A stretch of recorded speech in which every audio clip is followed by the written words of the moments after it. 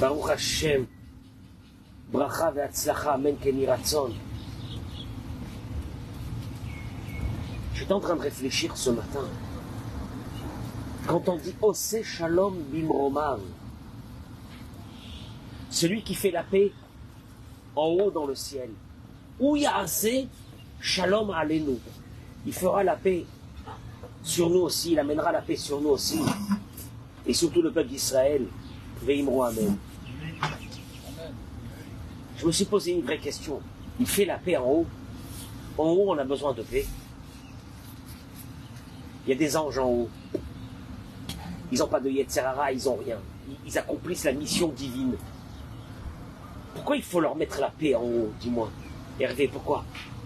Celui qui met la paix en haut, celui qui met la paix en haut, il dit Rabbi Nachman, qu'est-ce que ça veut dire celui qui met la paix en haut? Mais en haut, il n'y a pas de bagarre en haut. En haut, il y a la paix. En haut, il y a la sérénité la plus grande. Qu'est-ce que ça veut dire ça? Pardon, excusez-moi, j'ai même pas mis le micro. J'ai pas mis le micro. Il dit Rabbi Nachman, la paix, il dit Rabbi Nachman, la paix, Hervé, la paix, elle viendra quand tu comprendras que chacun est différent de l'autre et qu'il a une mission différente l'un de l'autre. Tu entends, Eric? La paix, comment elle vient, la paix? Alors Dieu dans le ciel en haut, avec les anges, c'est clair. Chacun a sa mission. Et comme chacun a sa mission, chaque ange est différent l'un de l'autre. Et donc il met la paix pour chacun. Parce que la paix ne viendra que quand tu comprendras que l'autre qui est en face de toi et qui te ressemble pas, il te ressemble pas, tu sais pourquoi? Parce qu'il a une mission différente de toi. Quand tu comprendras ça, il y aura la paix. Et moi, le problème de ce matin, que je voudrais vous parler de ça, de ce matin, ce problème, il y a beaucoup de personnes qui sont dans des bagarres, dans des histoires, à non plus terminer. Si c'est dans le couple, si c'est avec la famille, et ça amène des guerres qui veulent pas se terminer. Et tu sais quoi? Je me pose une vraie question. Est-ce que ces personnes ont envie de s'en sortir, oui ou non? De ces bagarres? Eh ben, je vais te dire un truc. Tu vas être surpris ce matin. Tu vas m'écouter ce matin, tu vas m'écouter. Ah, Baruch Haba. Que Dieu soit avec vous. Amen ken yhi ratzon.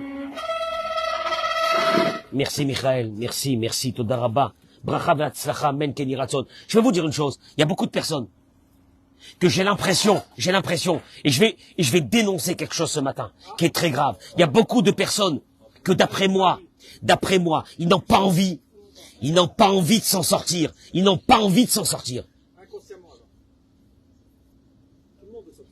Ah bon? Eh ben, écoute-moi bien.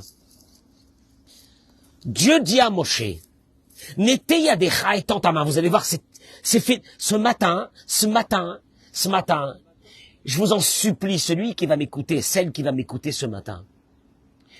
Et si les couples pouvaient m'écouter ce matin,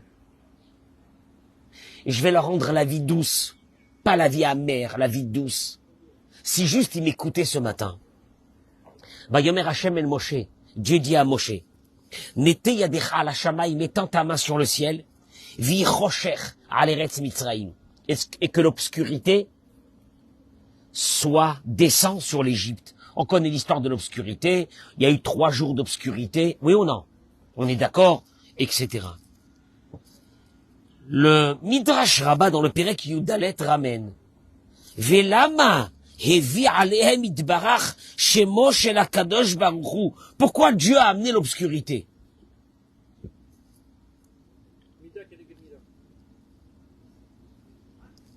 Il dit, chez En lefanav masopanim.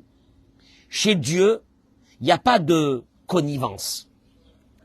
Il va se conduire avec toi comme tu te conduis avec lui. Ou choker lev, ou bochen kelayot. S'il y a un qui connaît tes pensées, ce qui est à l'intérieur de ta tête, c'est Dieu.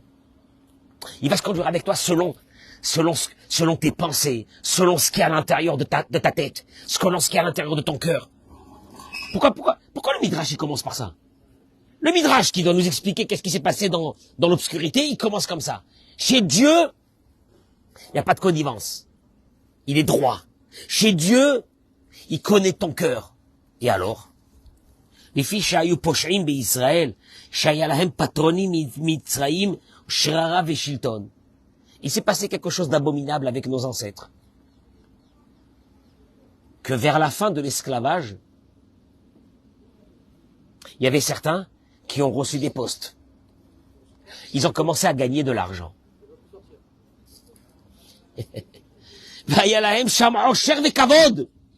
Ils ont commencé à gagner du fric.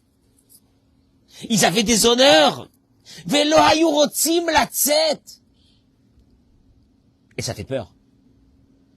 Quand ils ont entendu qu'il y a un rabbin, un Moshe, qui est en train de faire un balagan, il veut faire sortir le peuple d'Israël, qu'est-ce qu'ils ont dit eux? On sort pas. Mais ça va pas. On sort pas, on est bien. Amar Kadosh Baruchu, Dieu il a dit, si je les efface de ce monde, parce qu'ils ne veulent pas que le peuple d'Israël s'en aille d'ici, qu'est-ce qu'ils vont dire les Égyptiens? Il n'a aucune distinction, hein, il tue tout le monde, c'est un peu le balagan ici. C'est le boxon. Qu'est-ce qu'il a fait? Et via la Mitzri Metachoshech. Le Midrash y termine. Il a amené sur les Égyptiens l'obscurité pendant 3 jours pour que les Béné Israël aient le temps d'enterrer tous ceux qui ne voulaient pas partir. Fin du Midrash. Richard, qu'est-ce que t'as compris? C'est fabuleux. Hachem, il a envoyé une épidémie. Hein? Hachem, il a envoyé une épidémie, ils sont morts, ces gens-là. Il s'est débarrassé de tous ceux qui plombaient notre peuple, les gauchistes. Alors, bon, les gauchistes. Que Dieu, il ouvre un jour les yeux de ces malades mentaux. Parce que le gauchiste est d'abord un malade mental. C'est une maladie mentale, hein. C'est une maladie mentale d'aimer être massacré, égorgé. Ils aiment ça. Ils ont, tu sais quoi, ils sont bien. Ils ont peace and love avec tout le monde. On les tue, mais c'est pas grave. Tu vois, c'est un concept, hein. Tsarir Biour, il dit la chose suivante. Il faut comprendre une chose. Pourtant, ça veut dire quoi? Ça veut dire qu'il manquait de la foi, de sortir. Richard, il manquait quoi? Qu'est-ce qu'ils avaient, ces personnes-là? Pourtant, Eric, là tu vas être interpellé. Au moment où c'est que Dieu apparaît à Moïse la première fois, qu'est-ce qu'il lui dit? Va libérer le peuple, qu'est-ce qu'il dit? Ah, ils voudront pas sortir, etc. Et là, Dieu, il lui dit, comment tu peux parler sur mon peuple comme ça? Tu es en train de parler du Lachon Hara. Fais rentrer ta main à l'intérieur. Il a fait rentrer sa main. Sa main, elle est sortie avec quoi dans la main? De la lèpre, Lachon Hara. Comment tu parles? Mon peuple a la foi. Alors je te pose une question. Si ton peuple, il a la foi, Dieu, pourquoi au moment où tu veux les faire sortir, il y a une grande partie du peuple d'Israël qui ne veut pas sortir? Hein? Ah, c'est un vrai problème, hein? Un de nos grands maîtres, le Rav Yechezkel Winstein, il dit que c'est terrible ces mots que je vais dire, Hervé, c'est un génome d'un des plus gros problèmes de notre vie. Quand un homme, il dira Rav Yechezkel Winstein, doit partir d'un endroit à l'autre, il doit déménager. L'amrot, c'est vrai que dans l'endroit où il se trouve, il ne vit pas bien l'endroit où il est. Il n'est pas bien. Bicholofan, mais quand même. Il te dit, tu sais à quoi ça ressemble? À quelqu'un qui doit déménager. Il est dans un appartement qui est exigu. Il va y aller vers un appartement un peu plus quoi? Un peu plus grand. Mais le déménagement, il est quoi? Pourtant, il est dur. Hein? Le déménagement, il est dur. Et kashim la adam. Les changements sont durs pour l'être humain. Je préfère rester, tu sais quoi? Ma vie, elle est dure, mais je préfère rester dans cette vie que de changer de vie. C'est pour moi beaucoup plus difficile. Dis-moi, t'as entendu ça une fois? T'as entendu ça une fois?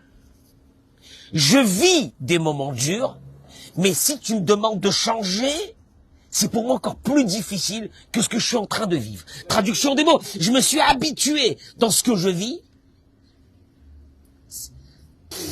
Dans quelle vie tu vis? Tu rentres chez toi à la maison, c'est pas une vie. Avec tes enfants, c'est pas une vie. Avec ta femme, c'est pas une vie. Avec ton mari, c'est pas une vie. Ah, je vis comme ça, je vis. Et puis je vis, et puis ça y est. Change! Changer! c'est dur. Il dit que ils sont restés 210 ans. Et ils se sont habitués là-bas. Et il dit Rav Yecheskel, Be'enenu raïnu.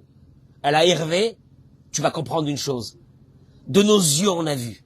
Rav Yecheskel Evinstein, qui a vécu avant la Shoah et après la Shoah. Et il dit, de nos yeux, on a vu. Dans cette dernière guerre, mais il parle de la Shoah. Chez Rabbi Me'achenu Bet Israël, l'oratzu latzet mimekomam. Que beaucoup de Juifs, quand on leur a dit, peut-être il serait temps de partir, ils n'ont pas bougé. Alors que les xérotes, les décrets s'accumulaient les uns sur les autres en Allemagne et en Pologne et dans ces pays, ils sont restés. Pourquoi? Car de sortir, de changer. C'est très dur. Mais pourtant, tu m'as posé une question, il dit le Rav. Mais de rester ici, c'est dur. Aussi. Becholzot, quand même. Beaucoup de fois, les gens préfèrent les ishaer beotomakom, de rester statique dans un endroit, par une forme de fainéantise intellectuelle. En se disant, quoi? Ma foi, non, ce qui arrivera aux autres arrivera à moi. Je suis pas le seul. Tu entends? C'est ce qu'ils se sont dit. Ceux qui en 1928, 1930, 1935, qu'est-ce qu'ils ont dit? Ça commence à chauffer. On prend les affaires, on s'en va. Qu'est-ce que les autres leur ont dit? Non, mais bon, vous prenez la vie un peu dure. Vous allez partir, ou vous allez aller en Amérique. Vous savez ce que c'est là-bas? En Israël, vous savez ce que c'est là-bas? C'est compliqué, c'est dur. Alors, on va rester. Puis de toute façon, ma foi, je reste pas seul. Il y a beaucoup de la communauté qui restera. Ils ont tous disparu dans les fours crématoires. Tout ça pourquoi? Il dit le changement est très dur chez un être humain. Il termine Rav Yecheskel et il dit זהו לימוד גדול לאדם שצריך כל ימי חייו עוז וגבורה להתרומם ולצאת מבוץ העולם הזה. Il dit le Rav Yecheskel, des fois t'es dans la boue. Ta vie elle est dans la boue. Ta maison elle est dans la boue. Dans la boue. Tes enfants sont dans la boue. Et quoi? ולגדול לפתוח את העיניים ולראות ומחכה לו. Alors que il suffirait d'ouvrir les yeux pour voir que Dieu t'attend. Il attend le changement. Il attend que tu fasses quelque chose de beau dans ta vie parce que t'es quelqu'un d'exceptionnel. Je dis ça aux hommes et aux femmes. Il n'y a pas, juste une chose. Tu t'es habitué à vivre dans la boue. Et cette boue-là, pour toi, elle est devenue une habitude. Comme ces gens qui sont restés en Égypte et qu'il a fallu amener quoi? L'obscurité pour les éliminer parce que sinon, ils allaient empêcher les autres de sortir. Hervé. La boue. La boue, elle est bonne. Parce qu'à un moment donné, c'est dur de sortir de la boue. Même de la boue, c'est dur. בפרט בעיתות רצון המיוחדות, שאז נתן לקדוש ברוך הוא את הכוחות המיוחדים. Il termine et dit, et en plus il y a des fois des moments où si tu vois que Dieu, il t'envoie des messages, sors de la boue, vas-y, ça suffit, tu vas perdre ton couple, tu vas perdre ta vie, tu fais quoi? Je peux pas, moi tu sais comment je suis, hein, moi tu sais comment je suis. Alors regardez ce qu'il dit Rabbi Nachman. Je fais boue. Tu sais quoi? Je vous jure, mesdames et messieurs, vous qui m'écoutez. Ces mots-là, je me les dis tous les jours à moi-même. Tous les jours à moi-même, je me les dis. Je suis pas en train de faire une conférence ou de parler comme ça. C'est des mots que moi je vis avec ça. Il dit Rabbi Nachman. Kshadam ma'amin b'mashéou. Écoutez-moi bien, où ça commence. Quand une personne, elle est ma'amina. Comment on me dit ma'amina? Elle croit. Elle est convaincue de quelque chose. Ou mekabel ratson, el otodavar sheu ma'amin bo. Après que tu crois en quelque chose, la volonté arrive. Si tu crois que tu peux pas... Hervé, Richard, si tu crois que tu peux passer ton permis de conduire, la volonté de passer le permis de conduire arrive. Hein? J'ai un ami là, il veut passer le permis de bateau, misken, je sais pas ce qu'il va faire avec. Permis de bateau. Il y croit qu'il peut passer le permis de bateau. Tant mieux. Donc la volonté de faire son permis de bateau a été enclenchée. Ah, Imouna. Et pourquoi tout ça? Il te dit, Parce que, là, quand tu y crois, qu'est-ce qu'il y a derrière cette croyance que tu y crois? Tu te dis, si je passe mon permis de bateau, je vais me faire plaisir de prendre un petit bateau et d'aller au large. Donc, oui, un kiff. Il te dit, Ha'emuna, shedavar zeigrom lo le'oneg, ou ya'aselotov. Il faut enclencher une chose qui est fondamentale. Tu sais quand est-ce que la volonté arrivera? C'est quand tu sais que derrière cette volonté, quand tu accompliras cette chose, elle t'amènera un plaisir. Quand on était jeune, on a passé notre permis de pilote privé d'avion avec des copains. Mais pourquoi on l'a passé? Parce que pour nous, c'était un plaisir. On savait que derrière ça, on va avoir ce brevet, on va prendre des petits avions, on va les voler un peu partout en France, etc. C'était un plaisir. Quand j'étais jeune, hein. La volonté ne peut venir que si derrière cette volonté, il y a une optique de quoi je vais avoir un plaisir. Je vais gagner quelque chose. Tu m'entends ou non? Sinon, il n'y a pas de volonté. C'est le moteur, il dit Rabbi Nachman. C'est le plaisir engendré quand tu auras accompli cette chose qui va enclencher un mécanisme qui s'appelle la volonté. Maintenant, celui qui n'a pas de volonté, tu sais pourquoi il n'a pas de volonté? Il n'a aucun plaisir devant lui. Il sent pas qu'il va y avoir un plaisir. Alors, comme il sent pas qu'il va y avoir un plaisir, il n'y a pas de volonté. Tu m'entends ou non? Quelqu'un qui va apprendre à skier, il voit les autres skier, il se dit, oh, quel kiff. J'aurais voulu apprendre à skier, à slalomer, comme ça, là. Oui ou non? Qu'est-ce qu'il fait? J'en ai marre. Je vais l'apprendre. Pourquoi? Pour que plus tard, j'aurai ce plaisir. Tu me suis ou non?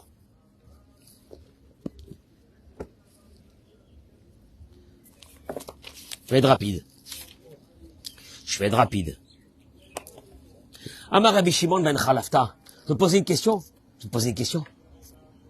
Pourquoi chez toi à la maison, t'arrives pas à avoir un peu de paix? Hein? Bon, alors celui qui m'écoute, il va dire que c'est à cause de l'autre. Est-ce que l'autre peut venir écouter avec toi ce cours? Oui ou non? Essaye de l'amener écouter ce cours. Comme ça, l'autre et toi, c'est ensemble. Amar Rabbi Shimon ben Chalafta. Il dit Rabbi Shimon ben Chalafta. Lo matza akadosh baruchu kli marzik bracha l'Israël et la shalom. Masechet Oktzin dans la Gemara. Dieu n'a pas trouvé un ustensile qui peut récupérer la bénédiction. La bénédiction, c'est la santé. La bénédiction, c'est que tes enfants, il leur arrivera rien. La bénédiction, c'est qu'il n'y aura pas de maladie. La bénédiction, c'est que tu auras la parnassa. La bénédiction, c'est que tu passeras ce laps de temps dans ce monde tranquille. Que tu accompliras ta mission. Le matzah, il dit Rabbi Shimon ben Chalafta. Dieu n'a pas trouvé un keli. Il n'y a pas d'autre. Keli, un ustensile. Marzik bracha qui peut contenir cette bénédiction. Et la shalom. Seulement la paix. Chez Neymar, comme il est dit, Adonai, Ozle Amoiten, Dieu a donné la Torah dans Tehilim, il est écrit, Dieu a donné la Torah aux bénis Israël et valeurs, aux enfants d'Israël. Hachem Yevarech et Amo. Et après ça, qu'est-ce que Dieu il veut? Nous bénir de quoi? Bashalom.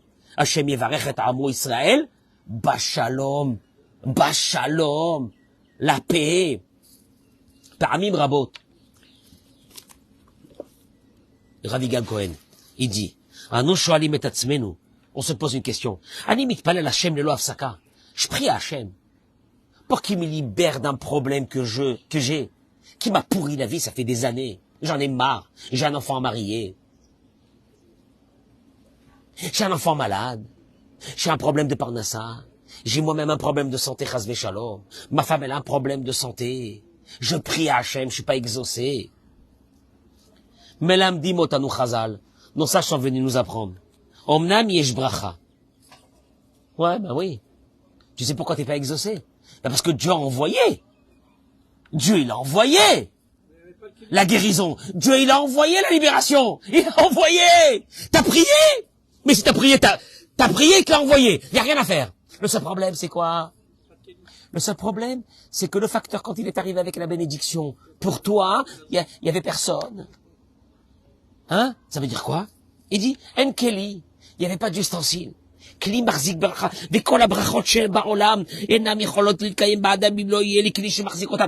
Il y a des gens, je les vois, ils vont voir des rabbinim, ils vont faire des iloulotes, ils s'en vont au Maroc, ils s'en vont je sais pas où, à la fin du monde, pour demander des brachot des rabbinim. Moi je voudrais leur dire, c'est sympa, c'est bien,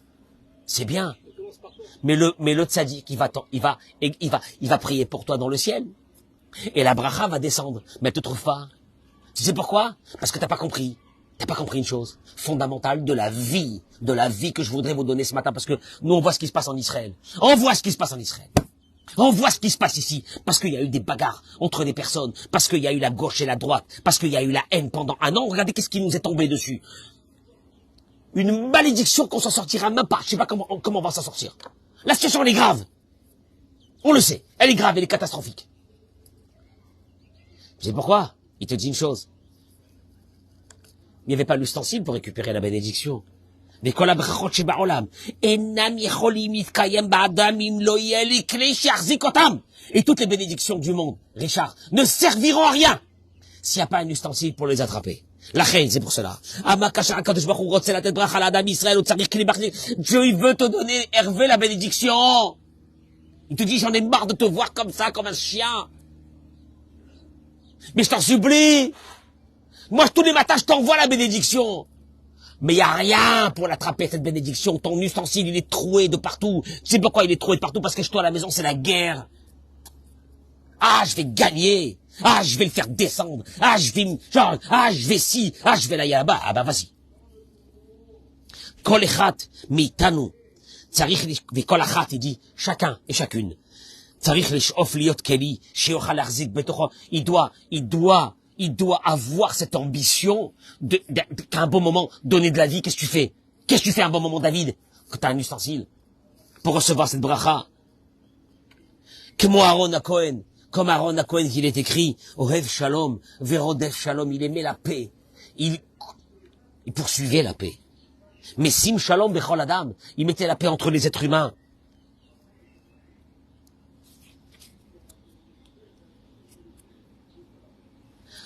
Il dit le Rav, après 120 ans, on va te demander une chose.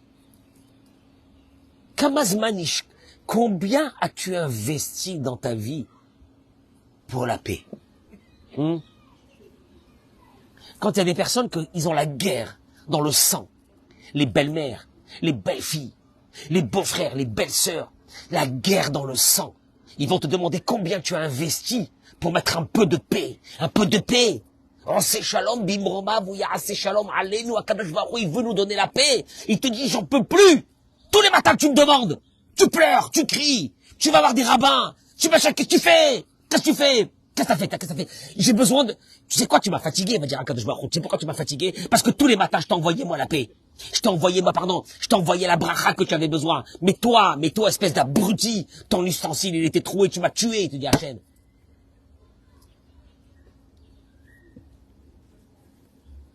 Kamala Mata, on va te demander un jour dans le ciel, combien as-tu appris, as-tu réfléchi, as-tu investi? Ce qu'il faut apprendre, hein. Ah, la paix, ça s'apprend. La paix, ça s'apprend. À ne pas démarrer au quart de tour, à ne pas faire attention à chaque mot, à ne pas faire ci, à ne pas faire la tempérer, à savoir qu'il y a des mots qu'il faut pas faire sortir de sa bouche parce que l'autre il va être agressé. Il y a plein de choses qu'il faut comprendre, mais il faut les apprendre. Et là dans le ciel ils vont te demander un jour, tu as appris oui pour manger, oui, tu as appris un métier, hein, t'as appris un métier pour gagner ton fric, pour acheter ta bagnole, t'as appris un métier. Combien ils vont te dire dans le ciel?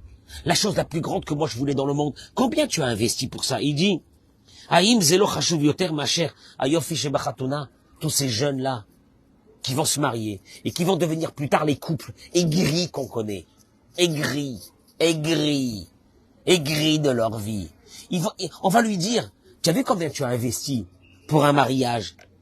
Et il dit le Rav, on le voit, pour marier nos enfants, 6 mois, 1 an avant, on commence le stress, oui ou non? Préparation de quoi? Il dit le Rav, vous avez pas honte d'une soirée où tu achètes le smoking, la cravate, le pape, la robe. comprends pas, tu comprends pas la robe. Pour une soirée. Pour une soirée. Imalaïla echad, sur une seule nuit. Il fallait investir 6 mois ou 1 an. Pour les 70 ans que tu vis avec ton mari ou avec ta femme, tu ne pouvais pas investir quelques mois de préparation et de réflexion pour arriver dans ce shalom.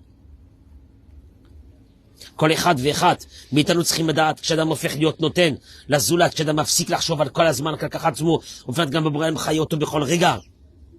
מה שווה האדם, אם הוא חי, il dit une chose. L'ambition de Dieu, elle était la suivante. C'est que dans un mariage, il y ait 2 personnes qui sont des donneurs. Pourquoi tu t'es marié? Pour donner à la personne qui est complètement différente de moi en face tout ce qu'elle a besoin pour être heureux, pour être heureuse. L'autre personne, je vais la voir, pourquoi tu t'es marié avec ce monsieur? Pour lui donner tout ce qu'il a besoin pour être heureux.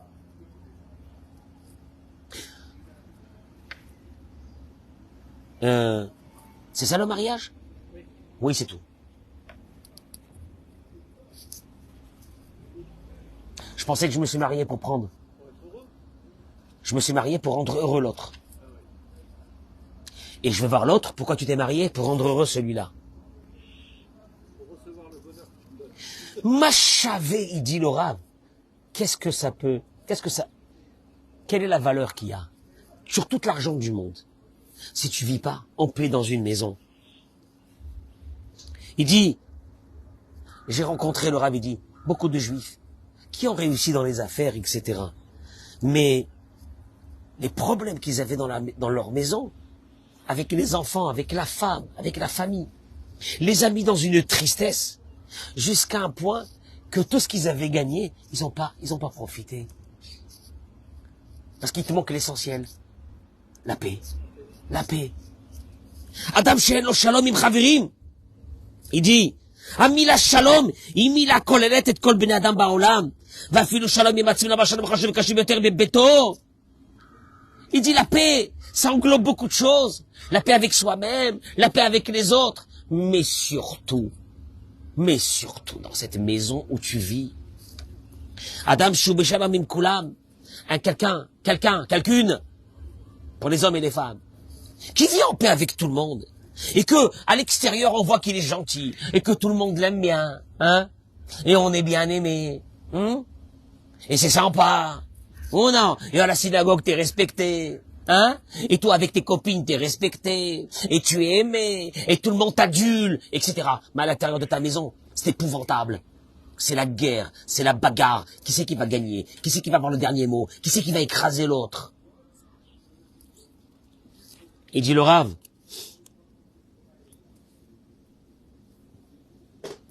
en vérité, à l'extérieur, c'est pas une vraie paix. À l'extérieur, c'est simplement une paix par intérêt. Tu sais c'est quoi une paix par intérêt? Par intérêt, quand on fait des affaires ensemble, on est obligé d'être dans la paix. C'est des compromis de paix. À l'extérieur, j'ai de l'honneur, donc je me conduis bien, hein? Bon, non, bien oui. Je parle bien, oui. Je t'ai jamais vu en train de faire sortir d'un seul coup une phrase pourrie pour maltraiter l'autre verbalement. Non, Chas v'shalom. Qu'est-ce qu'il y a? Le con dira tant. Et alors, et tu te rends compte comment je vais m'afficher devant tout le monde. Et puis il arrive un endroit où tout ça disparaît. Et où la vérité de ta vie, elle se retrouve. C'est quand tu es avec ton mari ou avec ta femme dans la maison. Parce que dehors, t'as fait le sympa, t'as fait la sympa. Dehors, tout le monde t'aime bien, etc. Tu rentres dans cette maison, et là, tu vas rentrer dans un autre monde qui s'appelle celui du travail, de ton caractère, de tes midotes. Avec la personne qui est en face, qui, au demeurant, au début, quand tu l'as connu, tu étais très poli ou poli avec lui ou avec elle, et que maintenant, les visages, les masques, et puis un beau matin, tu t'es levé et tu as montré ta vraie personnalité. Et là, Kadosh Baruch Hu va te dire, il faut arriver à la paix. Comment il faut arriver à la paix? Travail des midotes. Travail des midotes. Et là, il dit une chose. Quand un être humain va se battre pour cette paix, comment? Tu comprends pas, mais tu comprends. Mais tu comprends pas, vous comprenez pas, monsieur le rabbin, je vis avec lui, c'est une horreur. Mais vous vous rendez pas compte, vous vous rendez pas compte. Je peux te dire un truc. Si tu acceptes l'autre comme il est, parce qu'il est différent de toi, différent de moi. Je lui dis ça, je lui dis, il est différent de toi.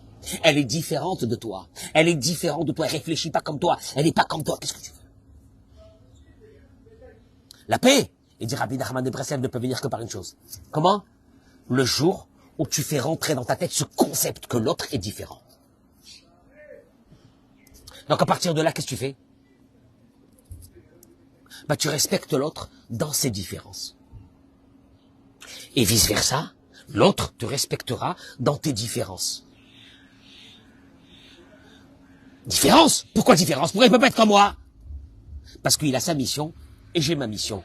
Dieu il dit, Oseh Shalom Bimromav, moi dans le ciel j'ai mis la paix. Pourquoi j'ai mis la paix? Parce que c'est clair. Chaque ange est différent l'un de l'autre. Pourquoi il est différent l'un de l'autre? Parce que chacun il a quoi? Sa mission. Donc il n'y a pas de bagarre. Tu sais quand est-ce que les bagarres commencent? C'est quand tu veux changer l'autre. Tu comprends pas pourquoi il est comme ça. Je t'ai déjà dit 100 fois. Je t'ai déjà dit 1000 fois. Quand tu dis à un enfant ou à un adolescent. Et on vient pas du même milieu. Mais on vient pas du même milieu. Mais tes parents c'était des blédards. Mais tu comprends. Tu comprends pas. Mais tu comprends pas. Qu'est-ce que j'ai fait de me marier avec un mec? Qu'est-ce que j'ai fait dans la vie? Et tu sais pas une chose. C'est que même si tu te maries avec une fille de ton quartier, de ton bâtiment, elle sera différente de toi. Tu te maries avec un garçon de ton bâtiment, il sera de ton appartement, de ton pavillon, de ton hôtel particulier. Il sera différent de toi.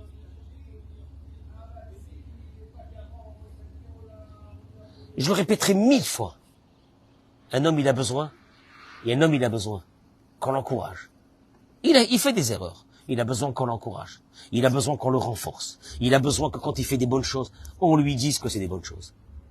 Il a besoin d'être encouragé. N'est-ce pas ou non, Eric? Qu'est-ce qu'un homme il a besoin pour changer? Vas-y, toi, vas-y. Qu'est-ce qu'un homme il a besoin pour changer?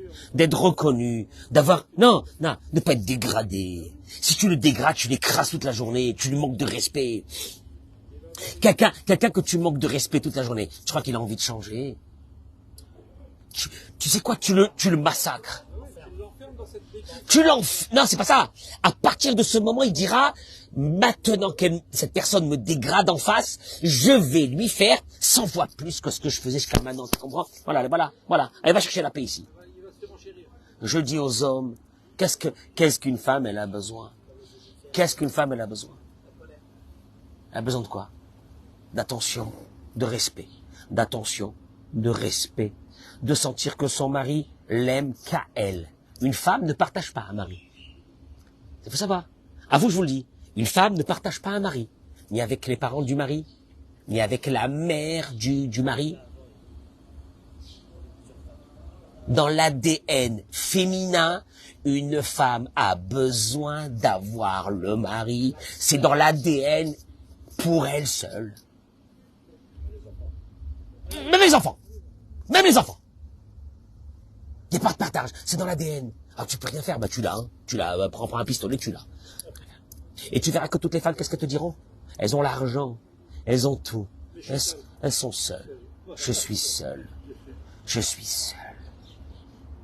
Elle est seule. J'ai jamais entendu un mari qui me dit je suis seul. Au contraire, quand il est seul, qu'est-ce qu'il me dit? Quel kiff. On a passé une soirée, on était seuls. Oh là là. Oh non. C'est terrible.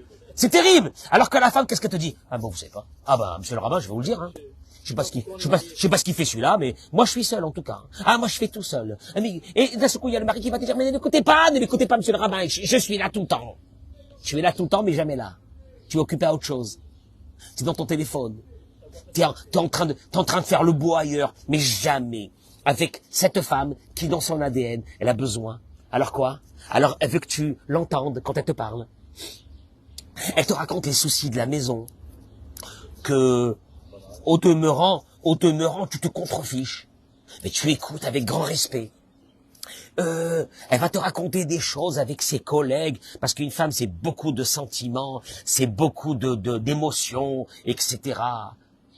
Ne lui dis pas, oh, laisse tomber, oh, non, écoute, elle a besoin de ça, elle a besoin de ce respect, elle a besoin qu'on la félicite. Dis-moi, je peux te poser une question?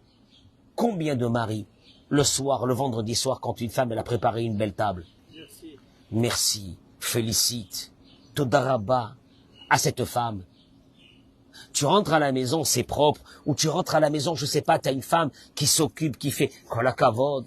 Il y a combien d'hommes qui font ça? Bah, c'est pas la peine que je lui dise, enfin, elle comprend que je l'aime, de toute façon, j'ai rien à lui dire.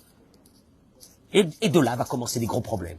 Quand une femme un beau matin va se réveiller, elle va dire je suis seule, et quand un mari va dire je suis pas respecté. Et la guerre elle va commencer dans cette maison-là. Vous n'avez pas compris qu'il y a des choses qui sont fondamentales. Maintenant tu veux pas ces choses fondamentales là? Parce que moi j'ai vu des hommes, j'ai vu des fois des hommes que quand je leur parle sur ça, ça rentre pas. Il me dit je comprends pas, je comprends pas, je comprends pas ce qu'elle veut, je comprends pas ce qu'elle veut. Je lui donne le budget, je lui donne l'argent, qu'est-ce qu'elle veut? Je travaille, qu'est-ce qu'elle veut? Qu'est-ce qu'elle veut? Et la femme, elle te dit, je me suis mariée avec lui pour avoir son attention, pour être là, le centre de la vie d'un homme. C'est la malédiction de la femme, il dit Rabbi Nachman. La malédiction de la femme, c'était quoi? Ve'el isher teshukater. Et que tu trouveras ton bonheur chez ton mari. Malheur. Malheur à la femme, la pauvre. Elle a eu cette malédiction. De quoi?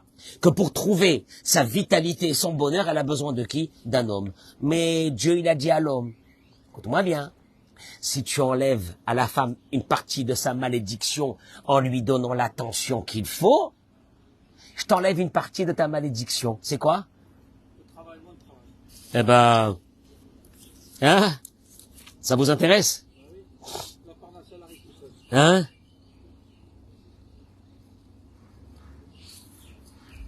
Eh ben, la Gemara est dit. La Gemara est dit. Moi, je vous lis les paroles de la Torah, hein. Je vous lis les paroles de la Torah. C'est pas le Larousse. Ah? C'est pas le Larousse. Non, c'est pas le Larousse. C'est pas le Larousse. Il y avait un rave qui disait à ses élèves, vous voulez être riche? Gâtez votre femme, rendez-la heureuse. Le tuyau de la parnassa d'un homme, c'est sa femme. Pourquoi? Pourquoi? Hein? Non. Dieu il te dit, toi je te mets une femme. Tu vas lui enlever une partie de sa malédiction, qui est qu'elle a besoin de cette attention d'un homme, de son mari. Tu vas lui donner cette attention. Moi, en contrepartie, Mida Keneged Mida, je t'enlève une partie de ta malédiction, qui est qu'à la sueur de ton front, tu gagneras ton pain, je t'enlèverai une partie de la sueur. Et on arrive à une chose, un concept. Je vis avec une personne qui est différente. Je vais essayer de lui faire passer des moments de bonheur. Je peux? Je vais essayer. Si un couple se levait un matin, après avoir vu ce cours, et se dire, voilà, viens, on va amener la paix. Parce que cette paix va nous amener tout ce qu'on a besoin dans notre vie. Ça aurait changé beaucoup de choses. Beaucoup de choses. Ça aurait débloqué beaucoup de problèmes. Qui sont bloqués depuis des années. Oui.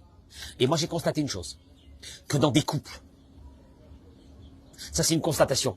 Je peux pas dire que c'est vrai. Mais c'est ce que j'ai constaté dans un panel de beaucoup de couples. Où il y a eu une vie dure de ce couple-là. De confrontation ininterrompue. J'ai vu beaucoup derrière ça, beaucoup d'enfants de ces couples qui n'arrivent pas à se marier.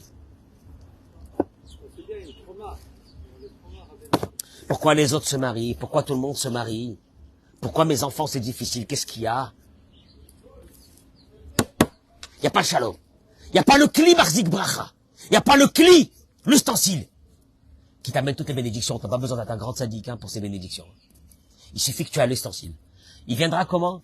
La paix à la maison. Pas la paix avec les copains. Mytho. La paix à la maison. Moi, j'aime bien quand il parle de la paix avec les copains. C'est facile. Mais la paix à la maison, quoi? Ça veut dire quoi? Je vais m'écraser? Non, tu ne peux pas t'écraser. Tu vas commencer à comprendre que la personne qui est en face de toi ne peut pas fonctionner selon ton cerveau à toi. Elle est différente. Donc tu vas fonctionner, chacun va fonctionner avec le cerveau de l'autre pour donner un peu de bonheur à l'autre. C'est très important ce que je dis.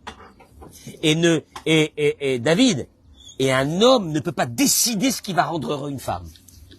Et une femme ne décidera pas ce qui va rendre heureux un mari. Une femme doit comprendre qu'il y a des choses qui rendent heureux un mari, et un mari doit comprendre qu'il y a des choses qui rendent heureux une femme. Mais c'est pas lui qui décide qu'est-ce qui rendra heureux l'autre. C'est vraiment apprendre et étudier. Et Dieu, il te dit, t'as même pas étudié ça? Tu as tout préparé. T'as préparé les mariages, t'as préparé tout. T'as préparé la vie après. Les 70, 80 ans après. Bracha ve'atzlacha. Partagez-moi ce cours, je vous en supplie. Mettez-moi le nom des malades. Et de tout ce que vous avez besoin. Grande réussite. Vous souhaitez une très bonne journée. qu'Akadosh Baruch Hu nous envoie dans ce pays de bonnes nouvelles aujourd'hui. Hein. De bonnes nouvelles après tout ce qui s'est passé encore hier. qu'Akadosh Baruch Hu soit avec nous. Amen. Kenny Ratson. Bracha ve'atzlacha.